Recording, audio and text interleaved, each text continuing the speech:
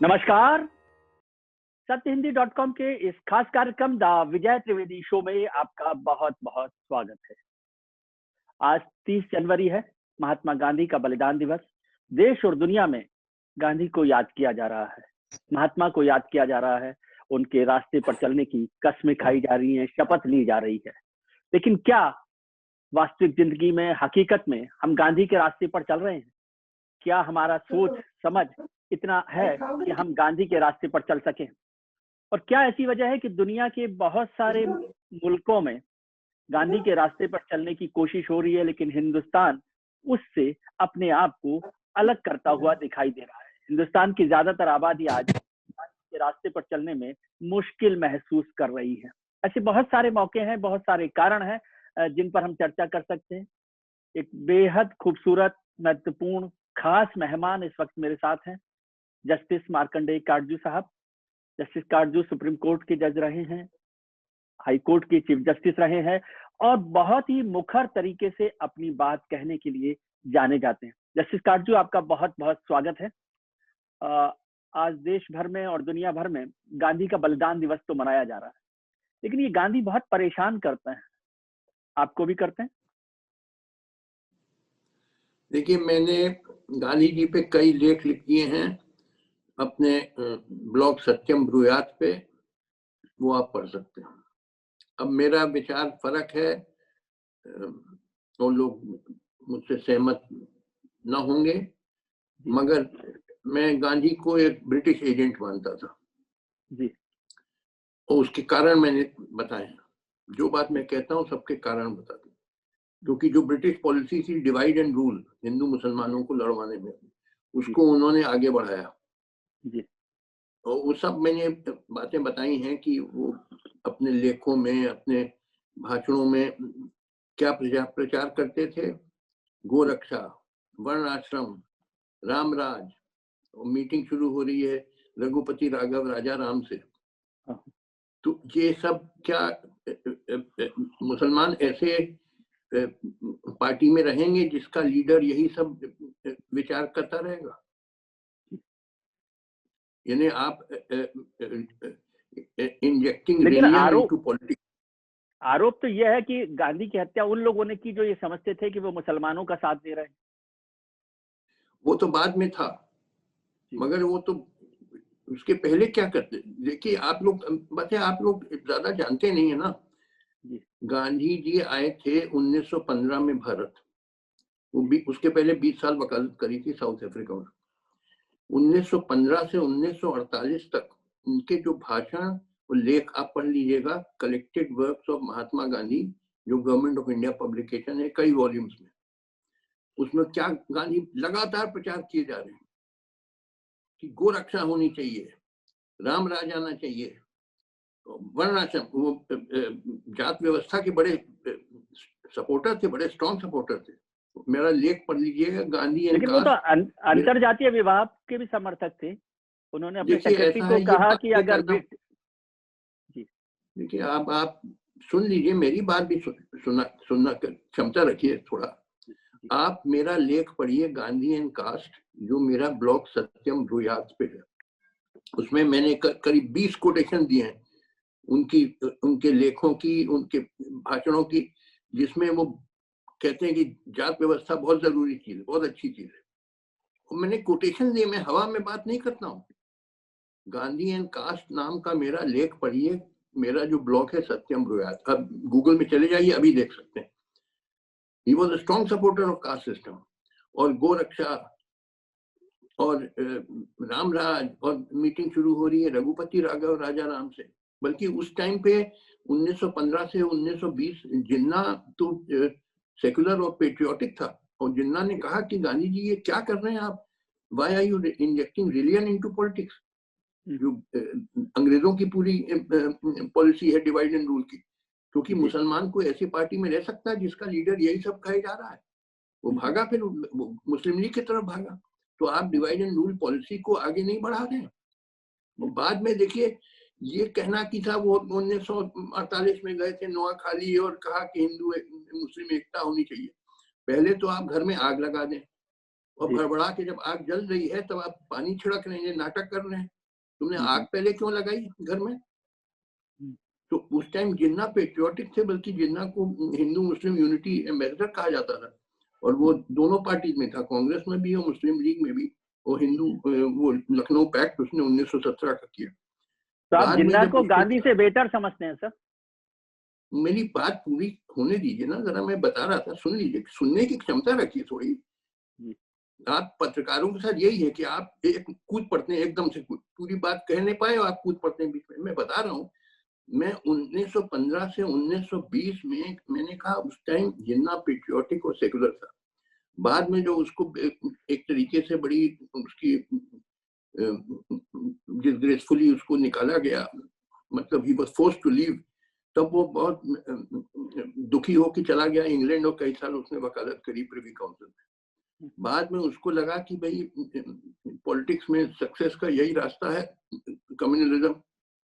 फिर वो भी बड़ा स्ट्रांगली कम्युनल हो गया और हिंदू वो टू नेशन थ्योरी का एडवोकेट हो गया। 1940 में लाहौर डिक्लेरेशन जो हुआ कि पार्टीशन होना चाहिए हिंदुस्तान का, उसका उसी में उसका मेन हाथ था। मगर मैं कह रहा हूँ उस टाइम 1915 से 1920 वो सेकुलर और पेट्रियोटिक था, बाद में चल के कम्युनल हो गया। मगर गांधी तो थ्रू आउट कम्युनल रहे। तो लिहाजा जो ब्रिटिश, इसको समझने की कोशिश करिए। मैं जो कह रहा हूँ, ब्रिटिश पॉलिसी थी डिवाइड एंड रूल, कि हिंदू मुसलमान को लड़वाओ तभी हम राज कर सकेंगे भारत पे। तो उसको गांधी जी आगे नहीं बढ़ा रहे थे। जब आप बार बार कहे जा रहे हैं भाषणों में यही हो रहा है, गोरक्षा, वर्ण आश्रम, रामराज और ब्रह्मचर्य, हिंदू आइडियाज आप प्रोपोगेट कर रहे हैं। देखिए, आप अगर साधु संत हो तो अपने आश्रम में जो चाहे कहिए, मगर आप पॉलिटिक्स में अगर आए हैं और एक ऐसा मुल्क जिसमें इतनी विभिन्नता है, इतनी डाइवर्सिटी है, वहां पे आप ये सब हिंदू विचार as a leader of political party propagate करें वो पब्लिकली, क्या असर होगा? क्या मुसलमान ऐसी पार्टी में रह सकता है जिसका लीडर गोरक्षा और वर्ण आश्रम और रामराज का प्रचार कर रहा है? एक दो को छोड़ दीजिए, मौलाना आजाद वगैरह जो रह गए, वरना सारे मुसलमान भागे। कि ऐसी पार्टी में कैसे हम रह सकते हैं जिसका लीडर यही सब प्रचार किए, हिंदू आइडिया प्रचार किए जा रहा है? आप गोरक्षा के खिलाफ हैं? बिल्कुल खिलाफ है। मुक्ता, देखो, गाय को मैं कुत्ता और घोड़े से फर्क नहीं मानता हूँ, एक जानवर है। ये तो निहायत में बेवकूफी है कहना गौ माता। कोई जानवर किसी इंसान की माता हो सकती है? आपके खोपड़े में भेजा है कि गोबर भरा हुआ है, कूड़ा भरा हुआ है। गौ माता को पागलों जैसे चिल्ला रहे हैं, मूर्खों जैसे। दुनिया के सामने दिखा रहे हैं कितने बड़े गधे हैं हिंदुस्तान में, गाय को माता मानते हैं। दुनिया खाती है गाय, यानी अमेरिका खाता है, यूरोप खाता है, Japan, China, Russia, Australia, Turkey, Afghanistan, Pakistan, हमारे मुल्क में भी केरल में, नॉर्थ ईस्ट में, गोवा में खाते हैं बीफ। कोई बुरी चीज नहीं है। और मैं वहां जाता हूँ केरल, गोवा, वहां मैं खाता हूँ जहां लीगली परमिटेड है। कोई बुरी चीज नहीं है। निहायत मूर्खता है उसको कहना कि गोरक्षा होनी चाहिए। गाय को मैं घोड़े और कुत्ते से फर्क नहीं मानता हूँ। आप मानिए आपको मूर्ख रहना है, रहिए। देखिए, मेरे मूर्खों को मेरे पास अब वक्त नहीं अब रह गया इतना कि मैं कितना समझाऊं मूर्खों को। गांधी ने कहा कि माय एक्सपेरिमेंट्स विद ट्रुथ, और आप भी सत्यम ब्रुवात की बात कर रहे हैं। तो सच के रास्ते पर आप मानते हैं कि गांधी सच के रास्ते पर चल रहे हैं? नहीं, बिल्कुल। वो फ्यूडल आदमी था, फ्यूडल मेंटालिटी का आदमी था उसका। देखिए हुआ क्या, अब मैं आपको बताऊं। जब गांधी जी आए साउथ अफ्रीका से 1915 में हिंदुस्तान और पॉलिटिक्स ज्वाइन करी, उस टाइम कांग्रेस में सिर्फ इंटेलेक्चुअल्स की पार्टी थी, बुद्धिजीवियों की थी, कोई मैथ सपोर्ट नहीं था। तो गांधी जी ने सोचा मैथ सपोर्ट पाने की तरीका है रिलीजन ले आओ इसमें। तो रिलीजन, जो religious idea, Hindu idea preach करने लगे, उससे मैथ सपोर्ट तो आया, मगर वो हिंदू मैथ सपोर्ट था, मुसलमान तो नहीं हो सकता। तो इस पे दुनिया भर के लोग गांधी को फॉलो कर रहे हैं, दुनिया भर के लोग, केवल हिंदुस्तान के लोग नहीं। क्या दुनिया भर के लोग मूर्ख हैं? अच्छा, मैं इसका जवाब दे दूं जरा? जी, जरा सुनने की क्षमता रखिए। आपने सवाल पूछा है, सुनने की भी क्षमता होनी चाहिए। देखिए, सवाल ये नहीं है कि दुनिया के लोग एक तरफ है, मार्कंडे का जो एक तरफ। सवाल ये है कि मेरी बात सच है कि दुनिया की बात सच है, ये सवाल है। आपको मैं उदाहरण दूं, 1547 में एक व्यक्ति था, उसका नाम था कोपरनिकस। उसने पहले बार कहा दुनिया में कि earth goes around the sun, पृथ्वी सूरज के चारों तरफ घूमती है और sun does not go around the earth. तो उसने साइंटिफिक उसने रीजन दिए उसके। अकेला 1547 में अकेला आदमी था, और उस टाइम उसको कंडेम किया गया क्योंकि ये बाइबल के खिलाफ था। जो क्रिश्चियंस की जो किताब है बाइबल, उसमें लिखा है कि sun goes around the earth, और देखने में भी लगता है कि देखिए पूरब से सूरज निकलता है रोज और धीरे धीरे ऊपर चढ़ता है और पश्चिम की ओर फिर ढलता है, तो देखने में लगता है सूरज जा रहा है। मगर उसने प्रूव किया कि नहीं, ऐसा नहीं है, तो उसको कंडेम किया गया। और बल्कि वो 1547 में किताब लिखी उसने, और किताब क्या, वो एक लेख लिखा और उसमें साइंटिफिक रीजन दिए 1547 में। और उसके करीब 80 साल बाद 1625 में गैलीलियो, जो बड़ा भारी साइंटिस्ट था इटली का, उसने कहा कि ये बात सही है कोपरनिकस की। तो वो बाल बाल बचा, उसको तो जला डालते, वो इंक्विजिशन चल रहा था, he would have been burned at the stake. तब उसने कहा अरे भाई मुझसे गलती हो गई। यानी बड़ा खतरनाक था कहना कि पृथ्वी जाती है सूरज के अराउंड, डेंजरस आइडिया था। मगर वो क्योंकि सही था, धीरे धीरे आज दुनिया ने मान लिया। तो कहने का मतलब ये हुआ मेरा कि ये मत कहिए दुनिया मानती है एक चीज, मार्कंडे का जो उल्टी थी, यही हुआ था कोपरनिकस के साथ। दुनिया मानती थी कि सूरज जाता है पृथ्वी के अराउंड। तो सवाल ये है कि किसकी बात सच है। मैं जो बात कहता हूँ उसके रीजन देता हूँ। ये ना कहिए कि साहब दुनिया मानती है, दुनिया मूर्खों की दुनिया में क्या करूं। मेरी बात सच है कि नहीं। मैं देखिए कोई आप पे जबरदस्ती तो कर नहीं रहा हूँ, न कर सकता हूँ। मैं अपने तर्क देता हूँ, जो बात कहता हूँ तर्क देता हूँ, उस पर सोचिए। अगर आपको मेरा गांधी की हत्या तो केवल इसी वजह से हुई कि ज्यादातर लोग, जिन लोग जो हत्या कर रहे थे, उनकी सोच ये थी कि गांधी जो है मुसलमानों का साथ दे रहे हैं, पाकिस्तान का उन्होंने साथ दिया है। और फिर ज्यादातर पूरी दुनिया के लोग मानते हैं कि हिंदुस्तान की आजादी में महत्वपूर्ण भूमिका गांधी ने निभाई और एक नया रास्ता दिखाया जिंदगी का गांधी ने। देखिए, एक तो जहां तक भारत की आजादी का सवाल था, उसमें गांधी जी का कोई हाथ नहीं था, बल्कि गांधी जी की पॉलिसी पे चलते तो आजाद होता ही नहीं मुल्क। हिंदुस्तान आजाद हुआ क्योंकि सेकेंड वर्ल्ड वॉर छिड़ गई थी और जर्मनी ने हमला किया इंग्लैंड पे और बहुत नुकसान किया इंग्लैंड का, बमबारी करके एरोप्लेन से। और फिर अमेरिका आया मदद देने के लिए ब्रिटेन को। अंग्रेजों ने मांगी मदद अमेरिका से, बोले कि हम अकेले नहीं सामना कर पाएंगे जर्मनी का। तो अमेरिकन ने कहा ठीक है हम देंगे मदद, मगर फिर तुम ये open up the Indian market, जो अभी तुमने बिल्कुल मोनोपोली जमा रखी है इंडिया पे, ये अब नहीं चलेगा, आपको खोलना। क्योंकि अमेरिकन इंडस्ट्री ग्रो कर रही थी। They also wanted avenues for investment and market and raw material. तो जो 1947 was just an opening up of the Indian market to investment by Americans and others and it was done under pressure of America. उसमें गांधी जी का कोई role, देखिए एक simple सी चीज है कि कोई अपना साम्राज्य छोड़ देता है ऐसे क्योंकि आप रघुपति राघव राजा राम गा रहे हैं या सत्याग्रह कह रहे हैं या भूख हड़ताल पे चले गए, कोई छोड़ता है ऐसे। अमेरिका में अंग्रेजों का हुकूमत थी एक जमाने में, तो 1775 से 1781 तक अमेरिकन वॉर ऑफ इंडिपेंडेंस हुई और वो बंदूकों से हुई। अमेरिकन को अंग्रेजों से लड़ने के लिए एक continental army under George Washington raise करनी पड़ी। ये ऐसा नहीं था कि अमेरिकन अगर सत्याग्रह कर देते या भूख हड़ताल कर देते या रघुपति राघव राजा राम गा देते तो अंग्रेज चले जाते अमेरिका को छोड़ के।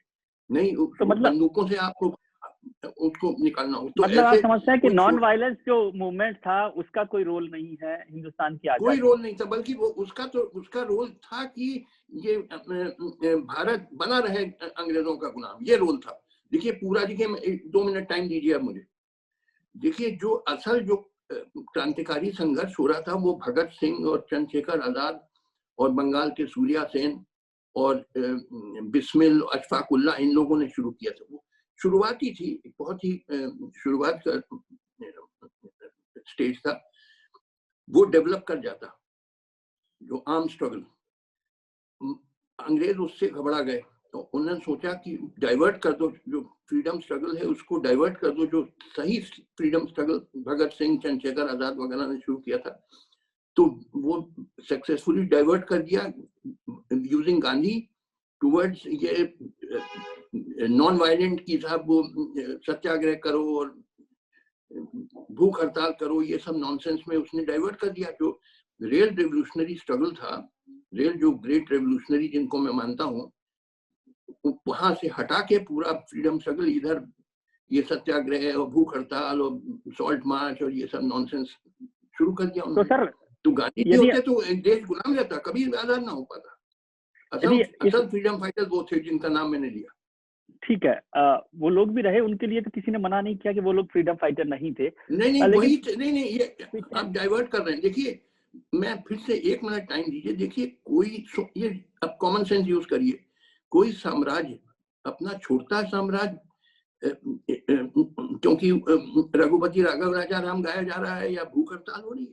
जो अंग्रेजों ने जो हिंदुस्तान पे को कॉन्कर किया, तो वो छोड़ देते ऐसे ही क्योंकि आप भूख हड़ताल पे चढ़े गए हो, रघुपति राजा राम गाना गा रहे हैं या नमक आंदोलन कर रहे हैं? नहीं, वो क्योंकि वो अमेरिकन प्रेशर था ब्रिटिश पे, तब जाके छोड़ा, अंग्रेजों ने छोड़ा। ठीक है, तो 75 साल यदि आगे बढ़ जाए जस्टिस काटजू, और आज दिल्ली में किसानों का आंदोलन हो रहा है, तो फिर तो उनकी बात ठीक ही होगी, आप उनको सपोर्ट कर रहे होंगे, जो अहिंसा का आंदोलन छोड़ के शांति से जो बैठे हुए थे गाजीपुर बॉर्डर पर, टिकरी बॉर्डर पर, सिंगू बॉर्डर पर, और फिर उसमें से बहुत से लोग निकलकर लाल किले को फतेह करने पहुंच गए और तलवार चला रहे थे, लाठी चला रहे थे, तो आप उनको सपोर्ट करेंगे क्योंकि आंदोलन तो बिना हिंसा के चलता नहीं आपके हिसाब से? देखिए इतना बड़ा जो व्यापक आंदोलन हो रहा है उसमें कुछ न कुछ ऐसी घटनाएं होंगी, मगर उन घटनाओं की वजह से आप आंदोलन को कंडेम नहीं कर सकते। जरा इसमें थोड़ा मुझे बताने दीजिए अपनी राय, क्योंकि आपने पूछा है। देखिए हमारे भारत का मुख्य उद्देश्य ये होना चाहिए कि हम कैसे भारत को एक अविकसित देश से विकसित देश बना दें। विकसित देश हैं जैसे अमेरिका है, यूरोप है, जापान है, ये हमारा उद्देश्य होना है, क्योंकि जब तक ये हम नहीं कर पाएंगे हम कभी गरीबी और भुखमरी और बेरोजगारी वगैरह से निजात नहीं पा सके। अब सवाल है कैसे हम भारत को अविकसित से विकसित देश बनाएं। उसका एक ही तरीका है, एक जनसंघर्ष, एक बड़ा भारी जनसंघर्ष। मगर जनसंघर्ष भारत में उसके सामने जो 2 मुख्य बाधाएं थी। एक ये था कि हम लोग विभाजित थे, हम लोग जात और धर्म के नाम पे आपस में लड़ते रहते थे और ये नेता लोग नफरत फैलाते थे वोट बैंक के लिए, तो हम लोग डिवाइडेड थे।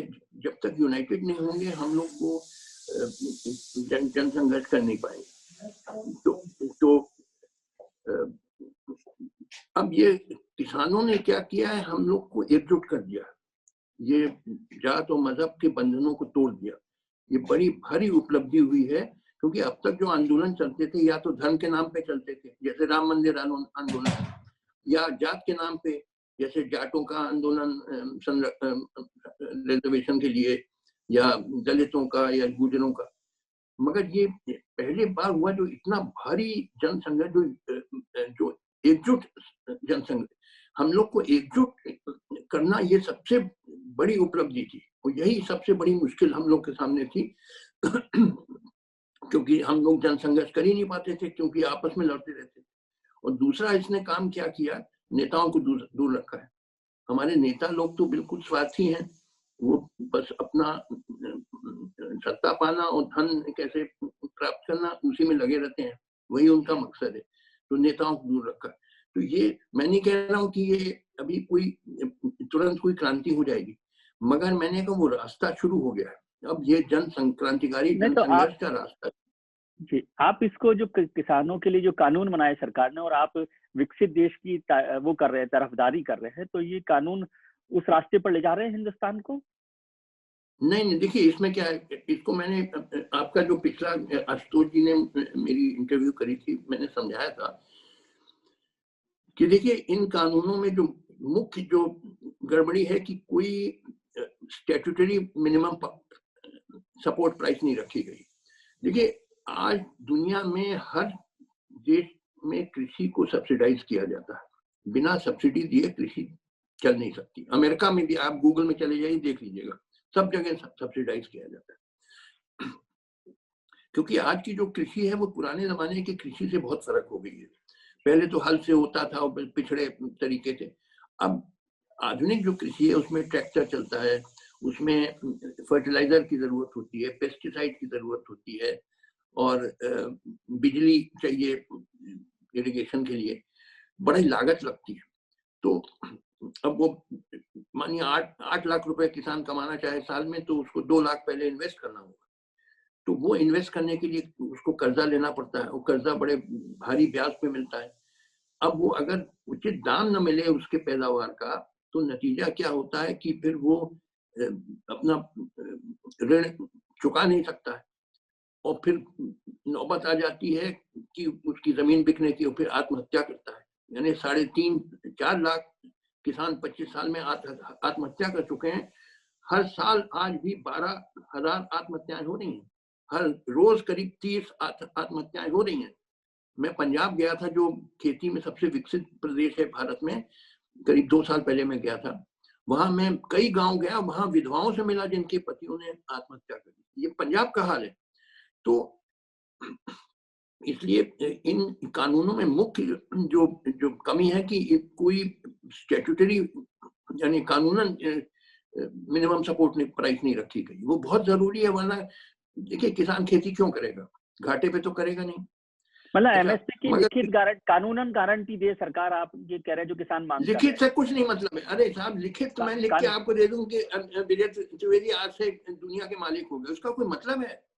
लिखित नहीं है, कानून होना चाहिए। और कि जो कानून का उल्लंघन करे उस पर दंड हो।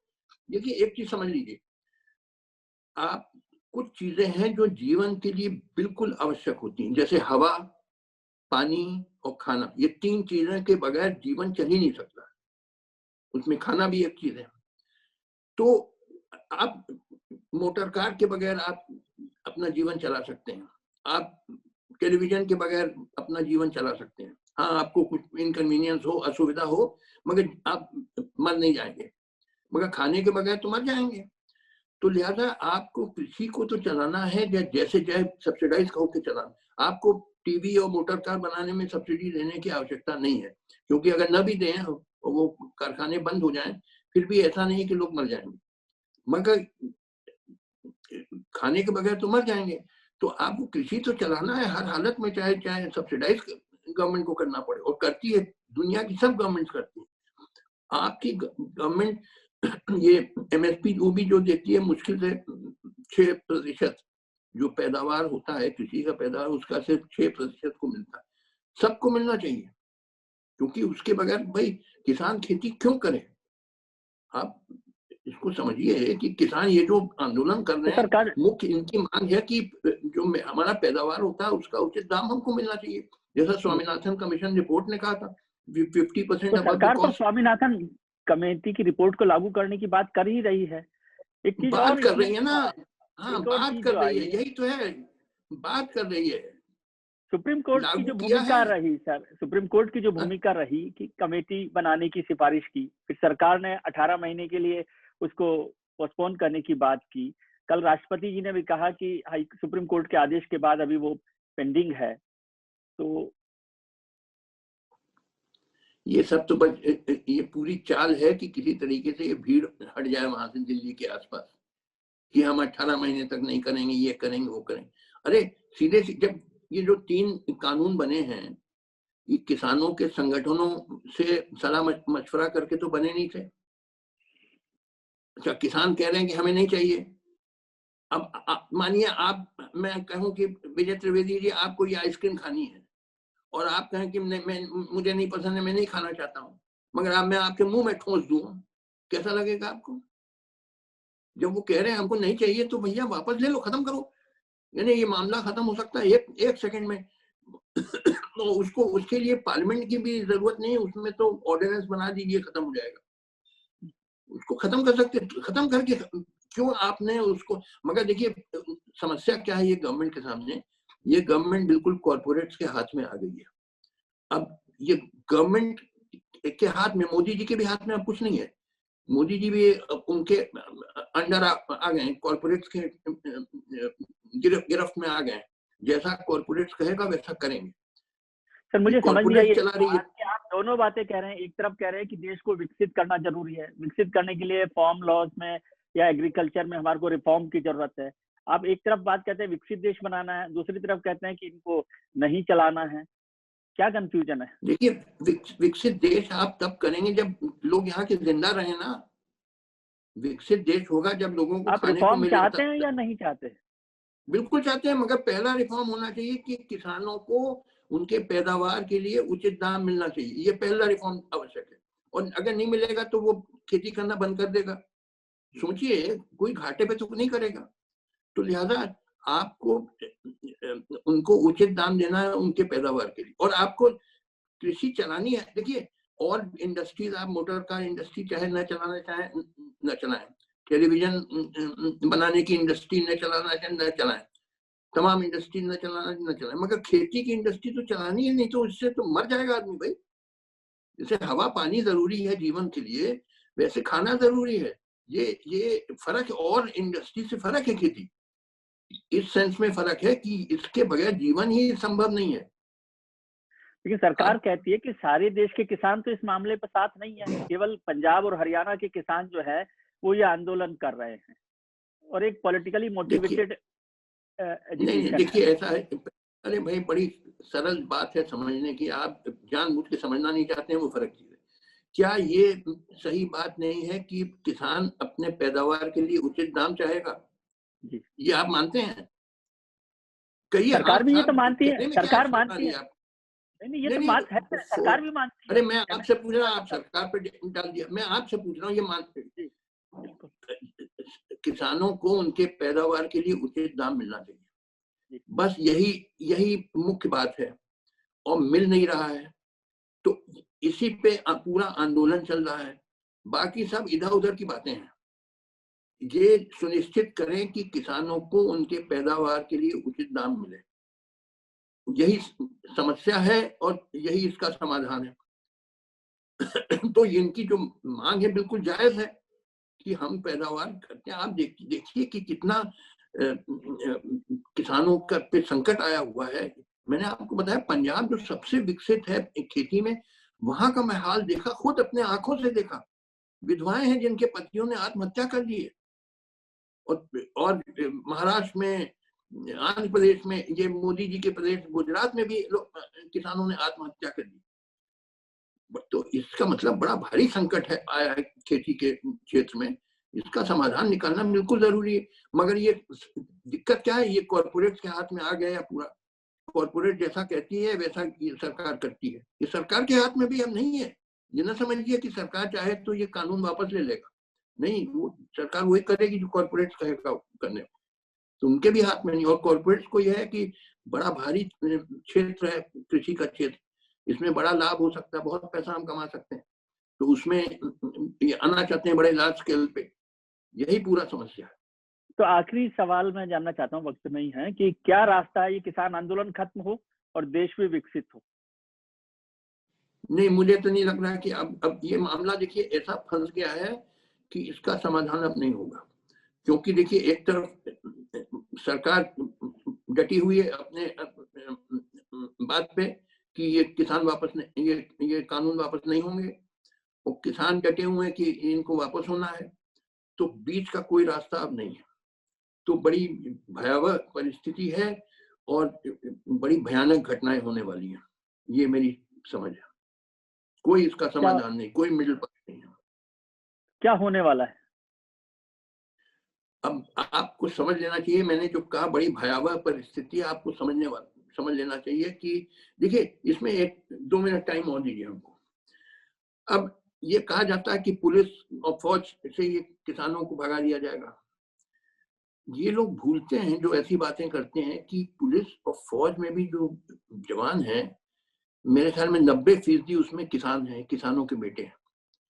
तो कोई सिपाही या फौजी अपने बाप या अपने भाई पे गोली चलाएगा? उसको अगर आदेश आए कि गोली चलाओ, किसानों को तितर बितर कर देना है, तो चलाएगा, वो ऐसे आदेश का पालन करेगा। मैं आपको बताऊं, कल कल एक मेरे जवान मित्र आए मुझसे मिलने, जो ये किसान आंदोलन में सहयोग करते हैं और वहां जाके खाना देते हैं, वाटर बॉटल देते हैं, ये काम करते रहते हैं। उन्होंने मुझे बताया कि ये जो गाजीपुर बॉर्डर है, वहां पर उन्होंने अपने आंख से देखा, कई जो पुलिस के सिपाही आए थे, वो गले लगे किसानों से और रोने लगे, मगर कहा कि साहब हमारा वीडियो मत खिंचवाइएगा, वह हमारी नौकरी चली जाएगी, और कहा हम आपके साथ हैं। ये मुझे बताया एक जवान मेरे मित्र ने कि वो जो पुलिस वाले गए थे, वो गले मिले वहां आंदोलनकारी किसानों से और रोने लगे, और मगर कहा कि वीडियो मत, तो वीडियो आप न देख पाऊंगे। मगर ये मुझे बताया वो ये सही बात होगी, मैंने खुद नहीं देखा, मेरे मित्र ने बताया, मगर ये सही बात होगी, क्योंकि जो किसान और जो सिपाही है वो भी 90% किसान है। तो अब सवाल है, उनसे कहिए अपने बाप पे गोली चलाओ, अपने भाई पे गोली चलाओ, ये अगर आदेश देंगे तो पुलिस और फौज में भी कुछ वो हो सकती है, विद्रोह हो सकता है। आप समझे ना? देखिए, तभी ये जो पुलिस वाले गए थे, इन्होंने कुछ किया नहीं है। आप कैसे अपने बाप और अपने भाई पे गोली चलाएंगे या डंडा चलाएंगे? ये समझने की कोशिश करिए।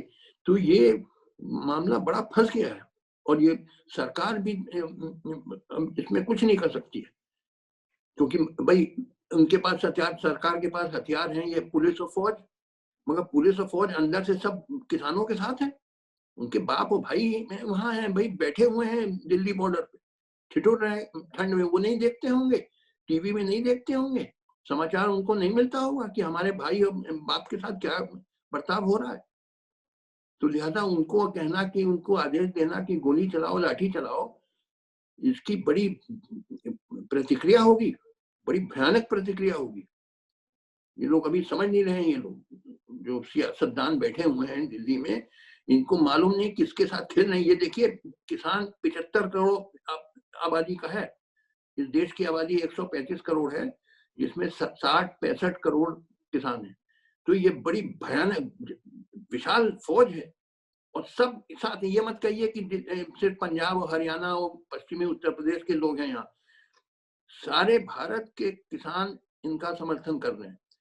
हाँ, सबके सब दिल्ली नहीं पहुंच पाए, मगर सोचिए क्या वो समर्थन नहीं करते हैं? ठीक है, आपकी बात, आपके इंटरव्यू से सरकार ये कह सकती है कि जस्टिस काटजू ही कह रहे हैं कि रिफॉर्म आगे बढ़ाना चाहिए।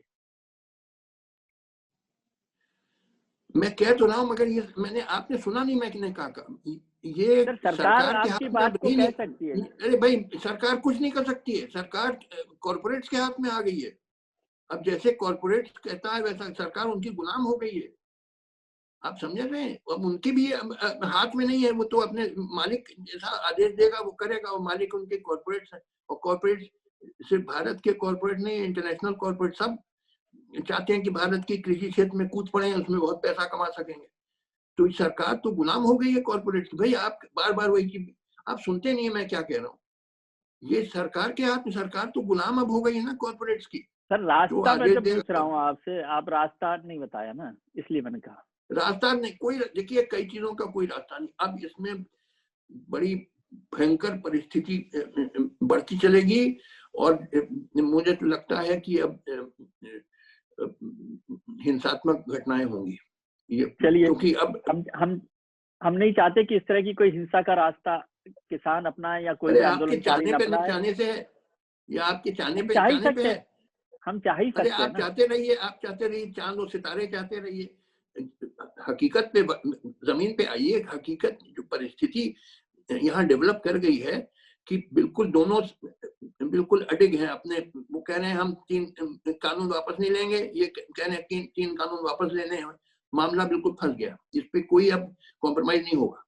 तो ये इसमें होगा, बड़ी भयानक घटनाएं होंगी। चलिए सर, बहुत बहुत धन्यवाद आपका कि आपने अपनी बात साफ तरीके से रखी। फिर भी हम चाहते हैं, आप कहें भले कि चाहने से नहीं होगा, लेकिन हम चाहते हैं कि आंदोलन का रास्ता जो है अहिंसा से हो जाए और सरकार किसानों की बात सुनकर आगे बढ़े। बहुत बहुत शुक्रिया आपका। आप अपना ख्याल रखिए और उनका ख्याल रखिए जो आपका ख्याल रखते हैं। शुक्रिया सर, थैंक यू।